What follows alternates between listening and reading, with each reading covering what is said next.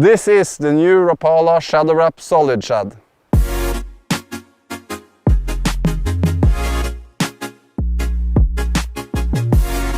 This is a great lure for fishing spots like this because it's quite easy to spot cast behind the rocks because of the aerodynamic body these plastic lures get.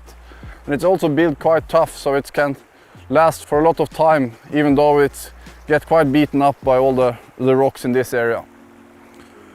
When I'm fishing the solid shad in an area like this, I often spot fish the rocks or the area I believe the fish stands in, because the mostly part of this river right now is unfishable because it's really shallow.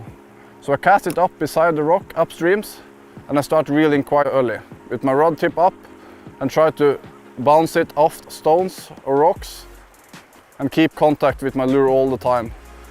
And with the new solid shad, it's quite easy to keep in contact because of the hard vibration this lure is giving me, even though it's heavy streaming down towards me.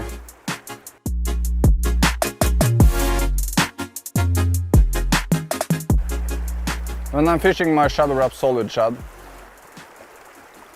I often fish small backwaters like this, and that's when I'm twitching my lure.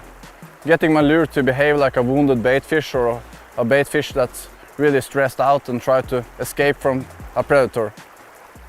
When I'm in a heavier stream like here and we get rocks with bigger, deeper areas underneath it, I often stop my fishing or stop reeling to get my lure sinking down to the fish behind the rock that's standing there resting in the backwater.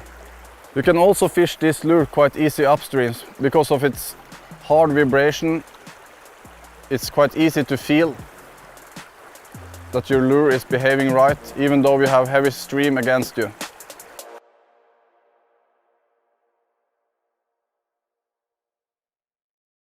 Is my face clean? Yeah, this looks good.